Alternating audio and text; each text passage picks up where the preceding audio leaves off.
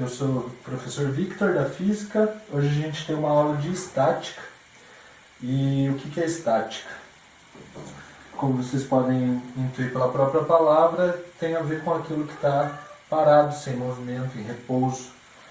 Do ponto de vista da física, porém, estática é a parte da física que estuda sistemas, que podem ser partículas ou corpos, sob a ação de forças em equilíbrio. Ou, se vocês preferirem, equilíbrio.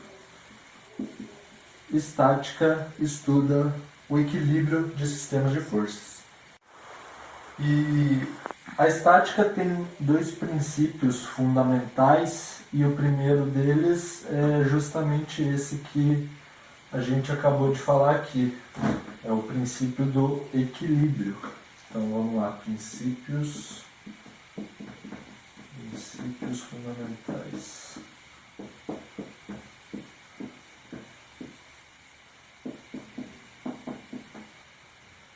Equilíbrio.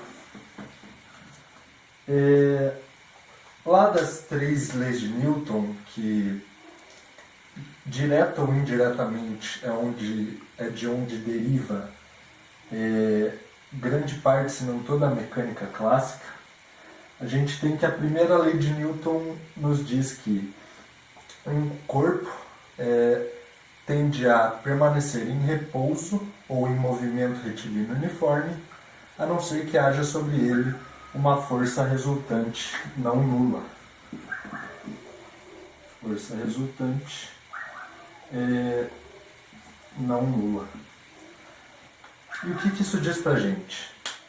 Se um corpo tende a permanecer em repouso ou em movimento retilíneo uniforme, a não ser que haja sobre ele uma força resultante não nula, isso significa que se a resultante das forças for nula, esse corpo permanecerá em repouso ou em movimento retilíneo uniforme, com velocidade constante. Então, se a força resultante é nula, o corpo está perfeitamente parado, velocidade é igual a zero, ou a velocidade não é zero, mas é constante. V constante. Isso então é o que o princípio da inércia, a primeira lei de Newton, nos diz. A segunda lei de Newton, o princípio fundamental da dinâmica, nos diz que força é igual à massa de um corpo multiplicada pela aceleração por ele adquirida. Logo, se a força resultante for zero, você tem que a massa pela aceleração resulta em zero também. Para isso acontecer, ou a massa é zero, ou a aceleração é zero. Agora, aqui no campo da mecânica, no mundo macroscópico, todo corpo é massivo, tem massa. Então, logo, a aceleração adquirida pelo corpo tem que necessariamente ser igual a zero. Estar em equilíbrio também significa isso. Então, as duas primeiras leis de Newton nos dizem o que é o equilíbrio. Um corpo em equilíbrio, então, aliás, um corpo está em equilíbrio quando a força resultante que atua sobre esse corpo é nula. Portanto, e aí tem dois tipos de equilíbrio, porque você tem um corpo em equilíbrio, ele pode estar perfeitamente parado, com a velocidade zero, ou ele pode estar em movimento retilíneo uniforme, com velocidade diferente de zero, porém constante. Então, a gente tem o equilíbrio estático, onde o corpo está perfeitamente parado, com velocidade zero, e tem o equilíbrio dinâmico,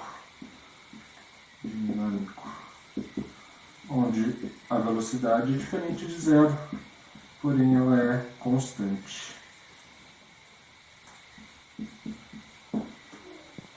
E a segunda lei de Newton nos diz então que também está em equilíbrio, já que a velocidade não varia, velocidade constante ou velocidade zero, então a aceleração também é zero. Um corpo em equilíbrio não adquire aceleração. O segundo princípio fundamental da estática é o princípio da transmissibilidade de forças. Antes de apresentar para vocês, então, o conceito do próprio princípio de transmissibilidade das forças, eu vou dizer o que é uma linha de ação. Linha de ação é uma linha infinita que passa pelo ponto de aplicação de uma força sobre um corpo e é orientada na mesma direção dessa força. Então, eu tenho um corpo aqui que vai sofrer a ação de uma força em um determinado ponto do corpo.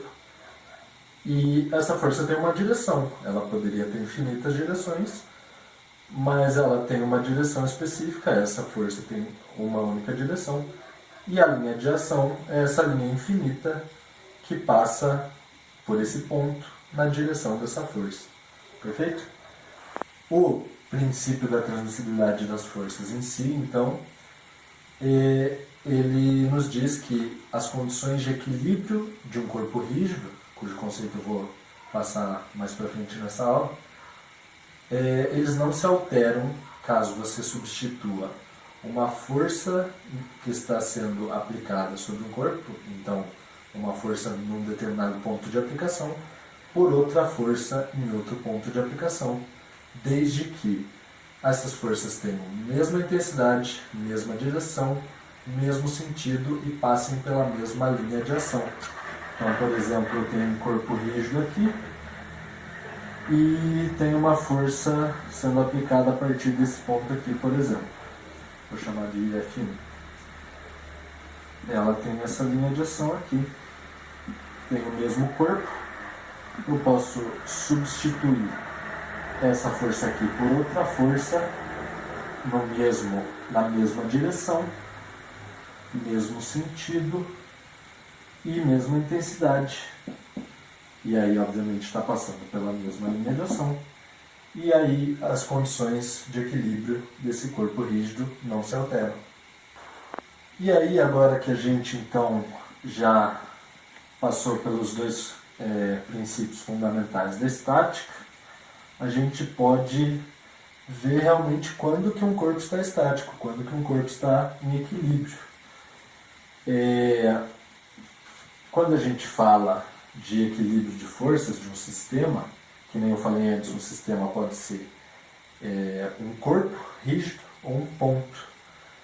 E aí, então, você tem a estática de um ponto e a estática de um corpo rígido. Primeiramente, a estática de um ponto, que é mais simples. Então, a estática de um ponto é muito simples. É uma partícula, né? Algo que pode ser representado por um ponto. As condições de equilíbrio de um ponto são simplesmente que a força resultante, simplesmente, na verdade, só tem essa condição, que a força resultante sobre esse corpo seja nula. Beleza, e a estática, então, de um corpo rígido? Estática de um corpo rígido ou extenso.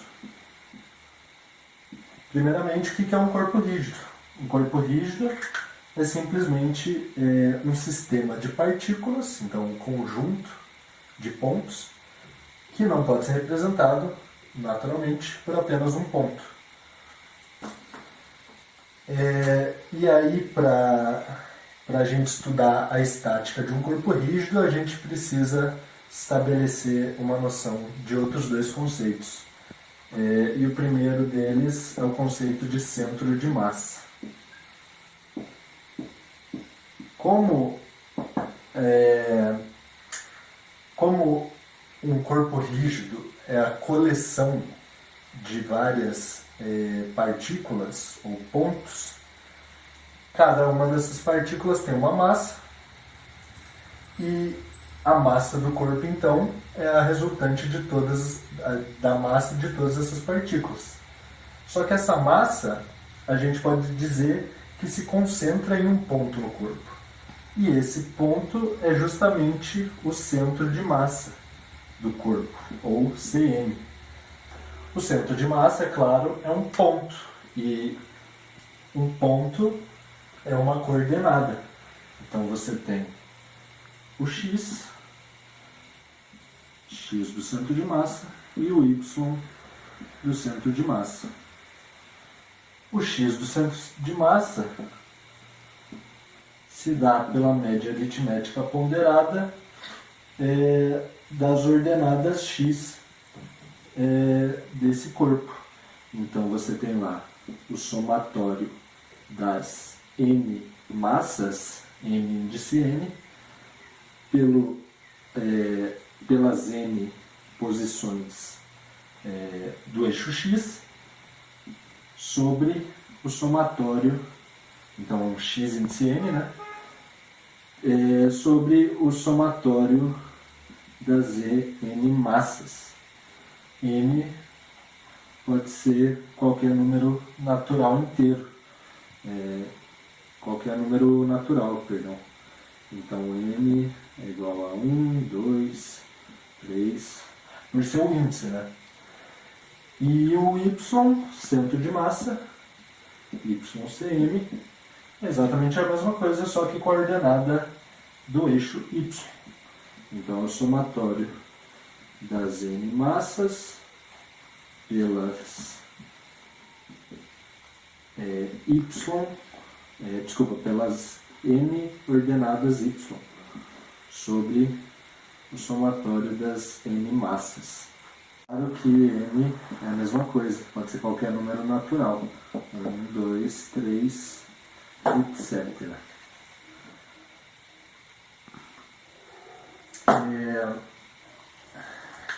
Isso aqui significa, então, eu tenho massa 1 vezes x1 mais massa 2 vezes x2 mais massa 3 vezes x3, quantas forem necessárias, sobre massa 1 mais massa 2 mais massa 3 e assim por diante.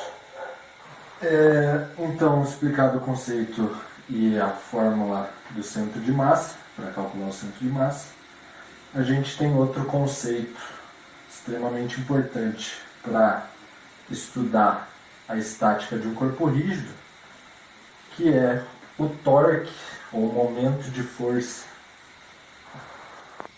Então, o momento de uma força, momento da força, ou vocês podem ver em alguns lugares o nome torque, é a tendência de rotação de um corpo ao redor de um ponto que não está na linha de ação da força que está sendo aplicada. O momento de uma força é o que faz um corpo adquirir aceleração angular. Então eu tenho um corpo, eu tenho esse corpo aqui e, por exemplo, é aplicada uma força nele aqui, nesse ponto de aplicação.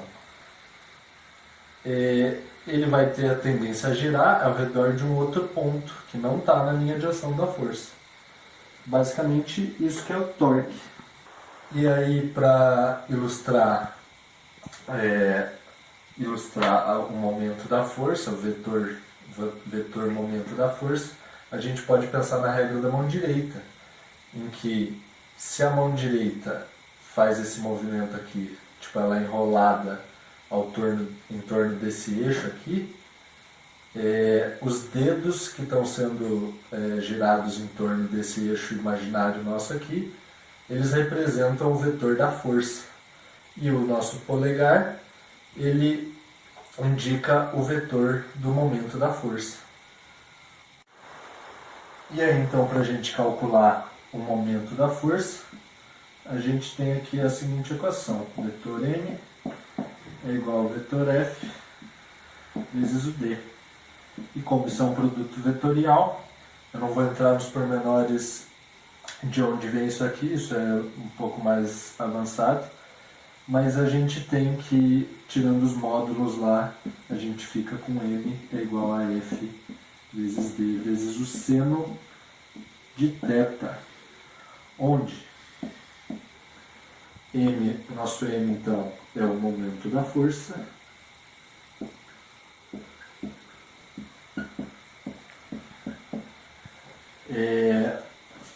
o F é o módulo da força,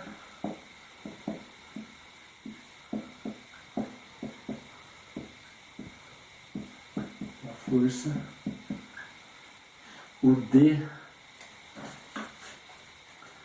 é a distância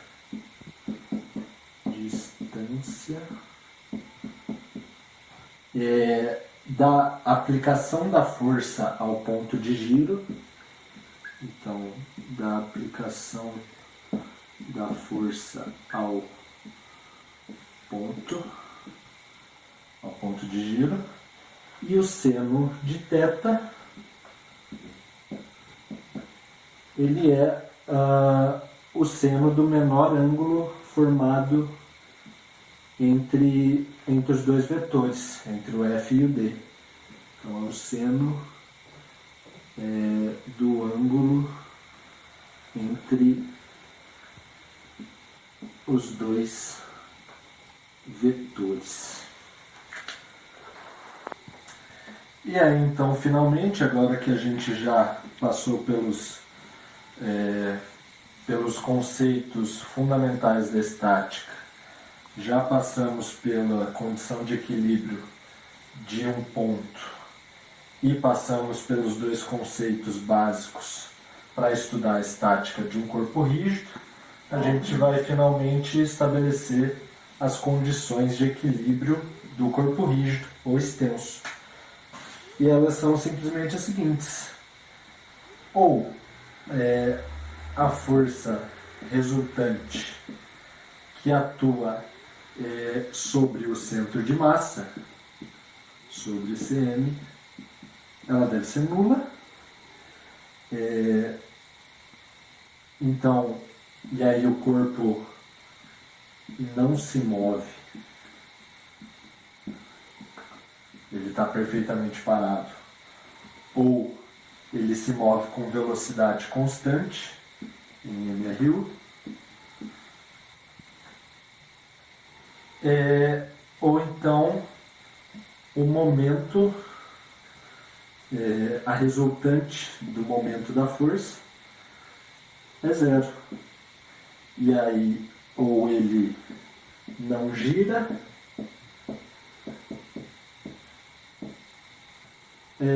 ou se move com, ou ele gira com velocidade angular constante.